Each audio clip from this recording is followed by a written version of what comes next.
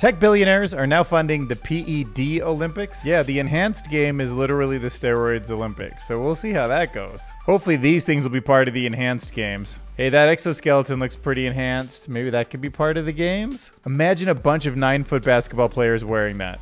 This is an awesome new design for a prosthetic shoulder. It's a 3D gear that can be 3D printed. ChatGPT's new voice audio mode refuses to speak really quick if it doesn't have time to breathe for some reason. I can't actually speak without pauses or breaths. It's just how talking works. And Google's DeepMind division just launched a new ping pong playing robot. Playing it is described as solidly amateur.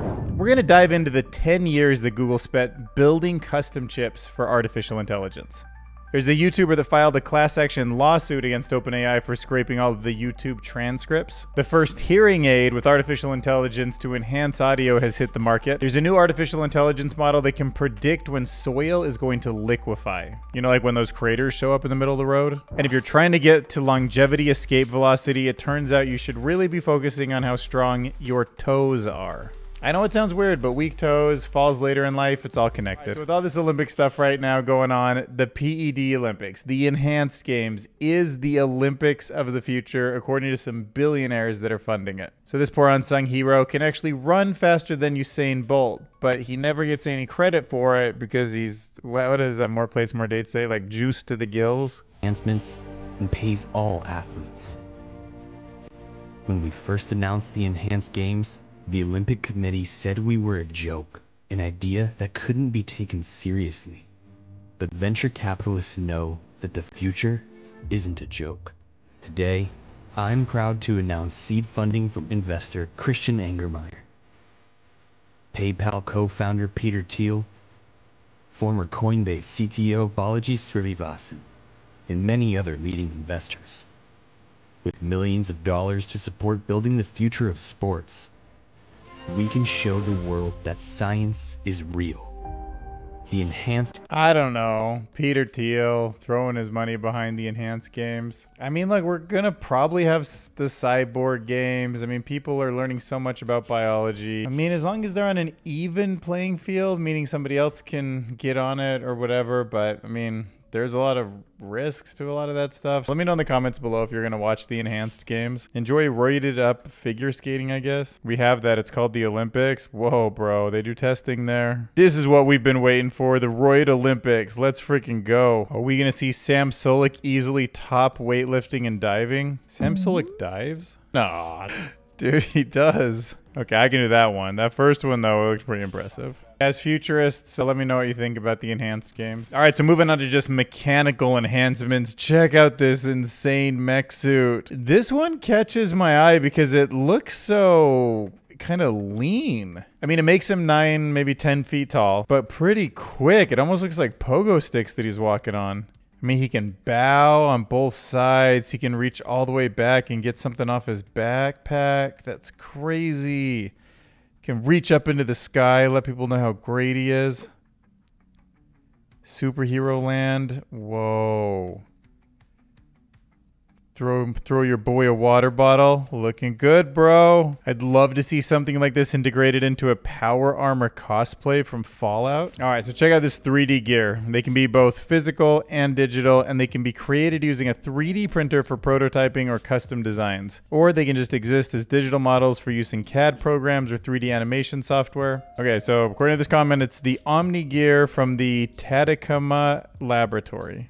I mean, seriously, look at how insane the motion is. You can imagine 3D printing most of these pieces. The articulation that a robot shoulder could have, the legs, the knees, what kind of form factors. You put that thing in all these little Grimlock joints, you know? Grimlock, do you wish you had active ball joints?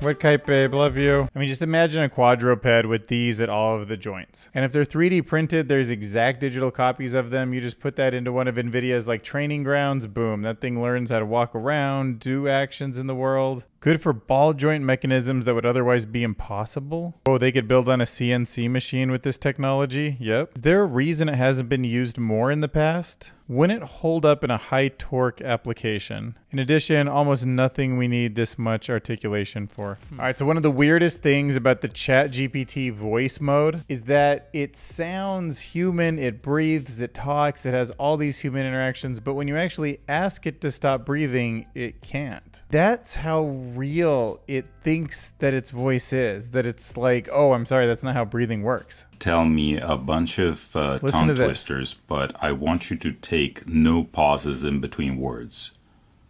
All right, here we go. Peter Piper picked a peck of pickled peppers. How many peck of pickled peppers did a woodchuck chuck? If a woodchuck could chuck wood. If a woodchuck could chuck wood, could he chuck wood? If a woodchuck could chuck wood. That was definitely a mouthful.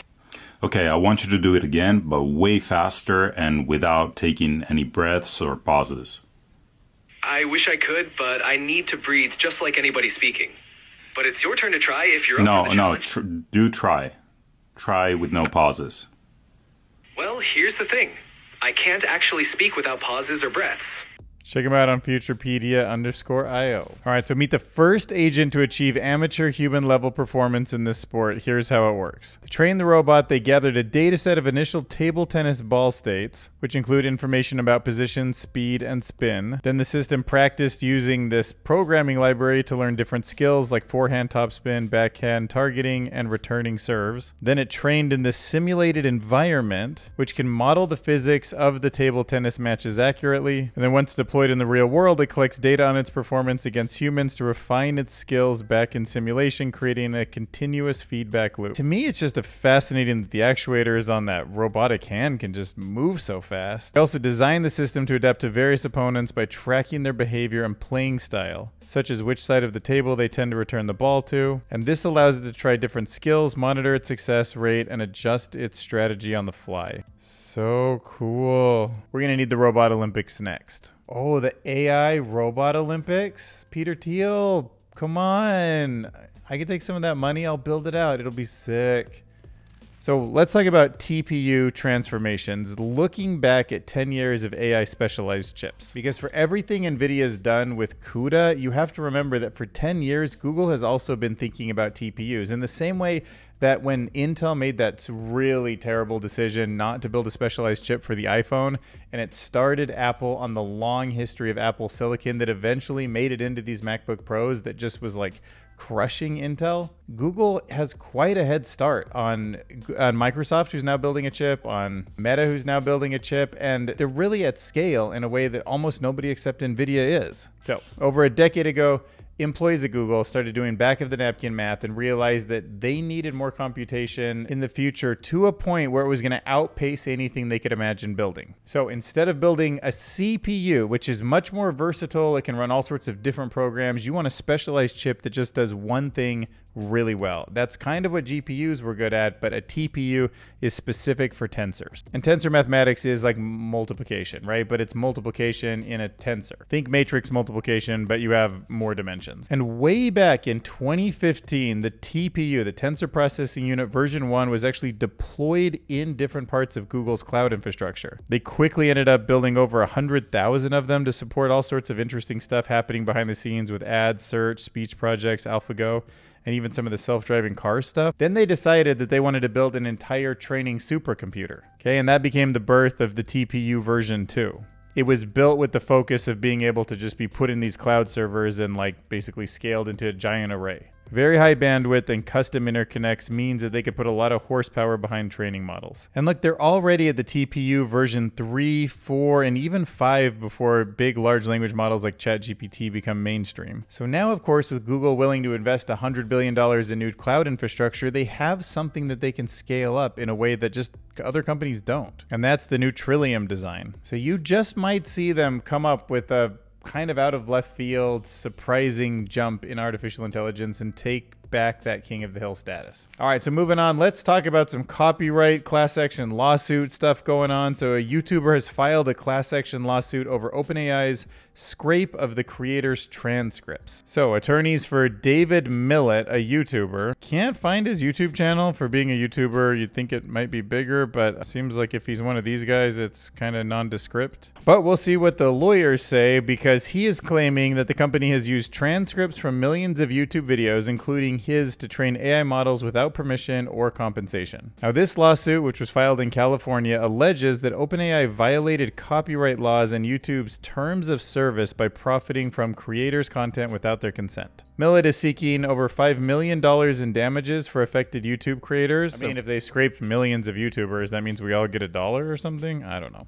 This case highlights growing concerns over how AI companies source their training data and the legal battles that may arise from these practices as they come under scrutiny. And actually, to my point earlier about Google maybe having a surprise advantage when they put all their pieces together, like, they have YouTube, right? They have that data and it's theirs to use for training. But at least YouTube's like slightly aligned with me. I get some money from the videos that I put up on YouTube. I feel like on all the other social networks, it doesn't work. Most people make money on brand sponsorships, but OpenAI is definitely not aligned with my YouTube channel, so why are they using that content? But on the other hand, I'm not going to pretend that they're just going to use it. These companies are of the mindset, just like scrape the web, steal whatever you need to, build the model, like have the best AI, and then like, you know, just see what lawsuits hit you and just fight with them all. I hate to say it, but that makes business sense, and that's what they're all doing. The worst case scenario, OpenAI ponies up $5 million for this lawsuit, and they don't give a crap. All right, let's talk about the first hearing aid that is now on the market with real-time AI. So we've seen some similar things where AI is used for noise canceling, and that's pretty much what's going on here. It's using real-time AI to enhance speech clarity in noisy environments. And to do it, it's using a specialized chip, an audio chip in the hearing aid. It's called the Deep Sonic chip, and it has 53 times more processing power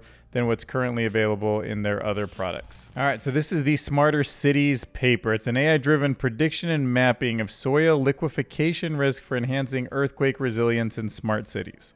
And it's actually totally interesting, and I think they did an awesome job with this. So this paper discusses the development of an AI-driven predictive model that's designed to assess soil liquefaction risks. I don't know when soil starts like slowly turning from like hard soil you can stand on to liquid, but if an AI can help figure that out, that's great, because when that happens, houses like tilt, and like sometimes roads can just like implode, bridges can lose their structure, and it's crucial for enhancing earthquake resilience in smart cities of the future. So the model integrates advanced machine learning techniques with comprehensive geotechnical and geographical data. It's focusing on a region in Japan that's prone to seismic activity and soil liquefaction due to its extensive reclaimed land. So I'm guessing where they've built like over swampy kind of weird type of land, right? And the AI model is built with a combination of neural networks and gradient boosting decision trees. And it significantly improves the accuracy of predicting soil classification. It's getting a higher accuracy and it's starting to work. The research is highlighting the model's potential to now take the next step, which is to generate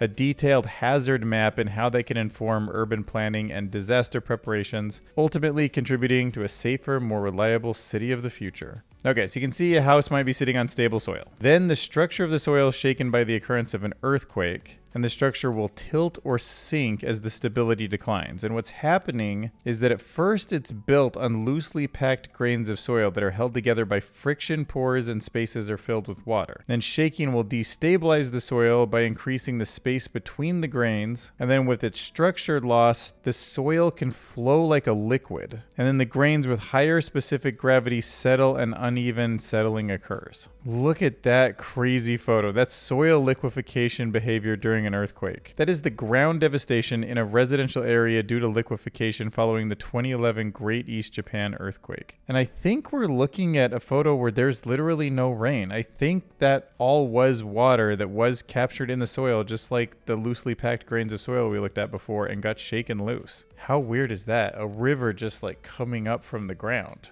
So it's an ensemble machine learning model, meaning they're just using two different types of architecture kind of bouncing off each other. The ANN, the artificial neural network here, and then the decision trees. Combines their outputs and then gives you a prediction. And look, you might end up with a map like this: liquefaction risk, high, very high, low, and very low. All right, here's a fun one. I like to talk about longevity on this channel also. So sometimes I come across things, you know, related to predicting heart attacks or getting your hormones right. And then stuff like this sometimes comes across and I'm like, I don't know why Greg Doucette or How Do Beasts don't cover it. But look, here's the facts. Weak toes surprisingly predict serious falls later in life. Making your toes stronger today, whether you're young or old, will improve your balance and help keep you safe when you get older. Yo, get those toes strengthened up, everybody. For your own longevity, you need to get to longevity escape velocity if you're going to make it 200 years old. 200 plus. So I hadn't thought about this before. You probably haven't either. But in any given year, about 1/3 of U.S. adults over the age of 65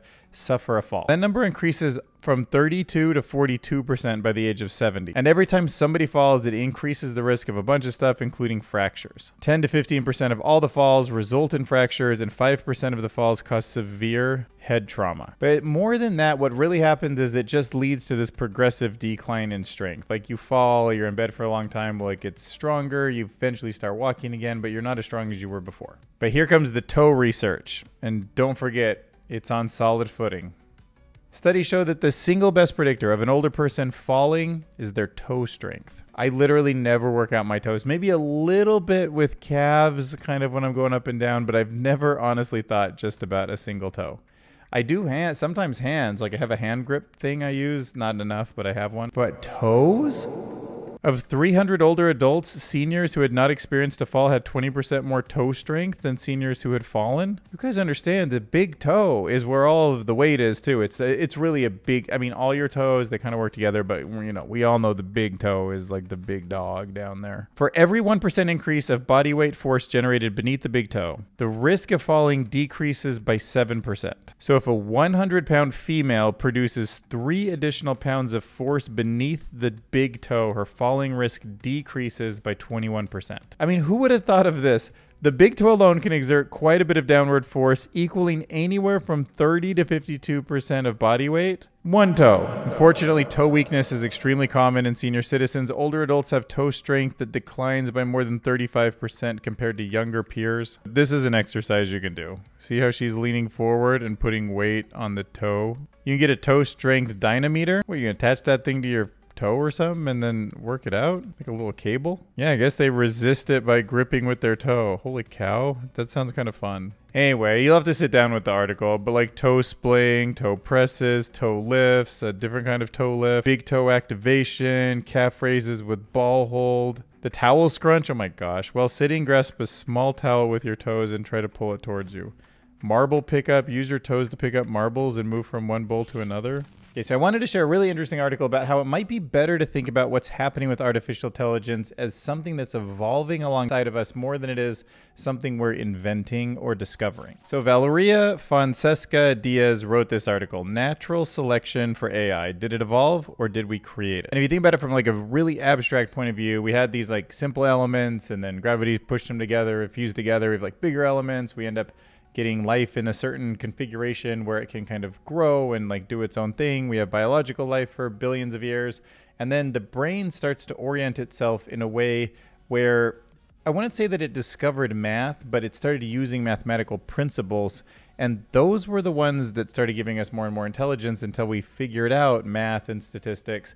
And now we're applying that to new AI, but that's like we discovered it, but we're also from it. And AI is something that we're creating because we have it already in our brains. We already have neurons that have been set up in such a way that they can actually statistically sort of pull information out. There's semantic meaning in that. In both cases, for humans and for AI, it was first just a single neuron making a binary prediction. Then it became several neurons making predictions of several classes. And then it became a bunch of layers of neurons figuring out classes that they've never even seen before. And you end up with this hierarchy stacking. So it brings up that question, is artificial intelligence something that was created by humans, or did it evolve naturally similar to the concepts like math have for us? So the article highlights how AI has grown from simple mathematical foundations like linear regression to complex systems capable of outpacing human cognitive abilities. The piece emphasizes the critical role of data and open source software in AI's development. It compares data to food for AI and software as a vital tool for its growth. The article also touches on the potential future of AI where it might surpass human intelligence and autonomy driven by the increasing diverse and vast data sources that it's consuming. It's a mind bender. She wrote a really well-received piece here, so I recommend you guys check it out. Even if you want to disagree, it's kind of like that question, is math like discovered or invented? Like,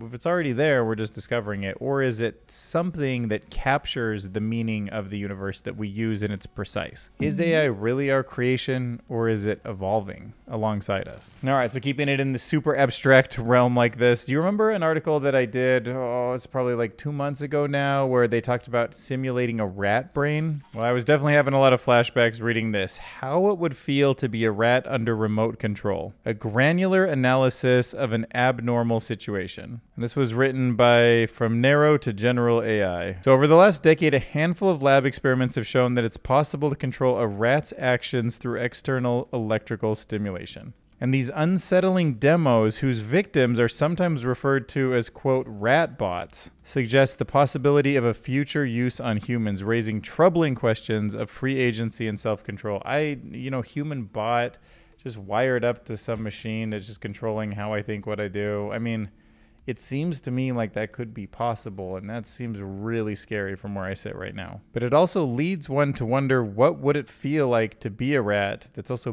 being remotely controlled? Like, I'm wondering if something's plugged in my brain and it tells me, like, lift up your right hand or pet Grimlock, and it just happens. Would my brain just make that confabulation up and think that I did it? Or would it be this terrible thing where I don't want to, and it's just like my arm is just doing something and my brain is just completely confused on why it's happening? And if you read the full piece, it'll dive into the philosophical ideas of how thoughts and actions are connected and how this link could be disrupted by external control. And ultimately, it suggests that an awareness of this manipulation depends on how well the subject's learned expectations align with reality. All right, so there's a new study that says AI models encode language like the human brain does.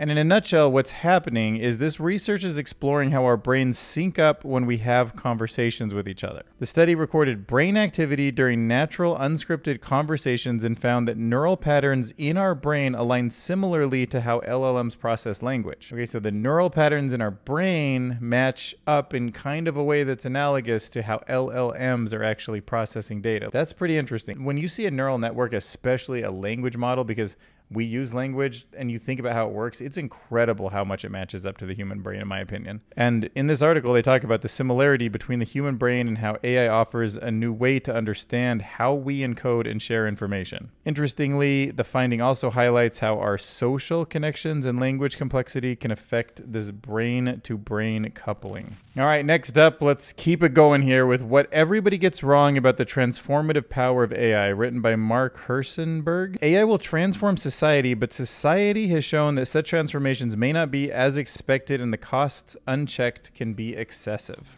And my big takeaways from this were just how in the past you introduce a big new technology that does change the world, say like vehicles, right? Cars, you move from horses to cars. So you have this like slow pace and then this rapid adoption, makes tons of sense. Infrastructure is built out at a super fast pace. It's that rapid adoption point where society kind of gets surprised by the impact. Not even the creators who understand that like, oh, a car might be better than a horse in all these ways, but they don't really see how, oh, is it going to transform the way people drive kids to schools and the way like goods are transported all across the US and what it means to build a, interstate system. And just like past technologies, we've seen unforeseen consequences. Social media's impact on mental health, nobody really predicted or expected. Why shouldn't we assume the AI is going to have some of these same unexpected downsides? The author argues that we need to protect cautiously, balancing, innovating, and thinking about regulation all in the same time that this is happening, because there could be significant social changes that catch us off guard if we're not quick to respond. First paper we're talking about today is XHand, Real-Time Expressive Hand Avatar. All right, so this paper introduces XHand, Degeneration X. Nobody would know that, but I remember. A cutting-edge technology designed to create highly detailed real-time hand avatars for virtual environments. Now, unlike previous methods that often struggled with capturing intricate hand details, XHand excels in generating fine-grained hand geometry. And it's doing all of this in real time. So the key to this success is that it uses these 3 features that are embedded modules to predict the hand deformations. Okay, so why it's doing a better job at predicting where a hand would move than any of the other systems right now is that it's using these 3 smart systems, kind of these 3 little models together. And they each do different parts of predicting how a hand should move, look, and blend in with its surroundings. So one's looking at movement, one's looking at the way that a hand looks like from somebody who's watching its point of view, and the other one is looking at how it would blend into its surrounding as it moves. Then they're all put back together. That's called XHand. That's the technology that's new here, and that's a special rendering technique that makes these hand avatars look incredibly lifelike. I mean, look at how impressive and smoothly those are twisting and turning. The authors in this paper also did a test on a large data set. They showed that XHand performs better than previous methods, and it makes it a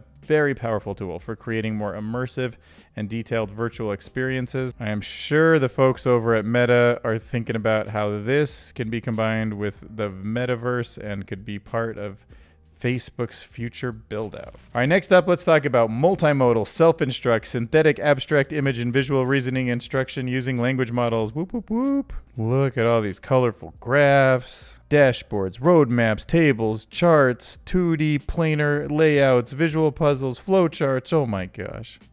Ooh, spot the difference game? Interesting. All right, so this paper is using a new method called multimodal self-instruct, which is using large language models to interpret all that stuff we just talked about. Charts, maps, flowcharts, etc. All right, now, part of the reason they're doing this with a large language model, even though we have vision models, is that current multimodal models struggle with such tasks. So the researchers developed a strategy that generates these images using code, and then it pairs them with reasoning instructions. So code is text. Large language models are great at coding. And then they created this benchmark of 11,000 instructions that cover 8 different visual scenarios and found that even advanced models like GPT-4 struggle with these kind of abstract tasks. So to improve performance, they fine-tuned a large language model with 62,000 synthetic instructions, and that showed significant improvements in tasks like chart understanding and map navigation. The paper highlights the gap in the current model's ability and suggests that this approach could help bridge those gaps, making AI better at handling more complex, abstract, and visual reasoning tasks. This stuff, once again, it's Google. Google's DeepMind is doing amazing stuff with geometry, abstract mathematics. I felt like it was going to be so much longer before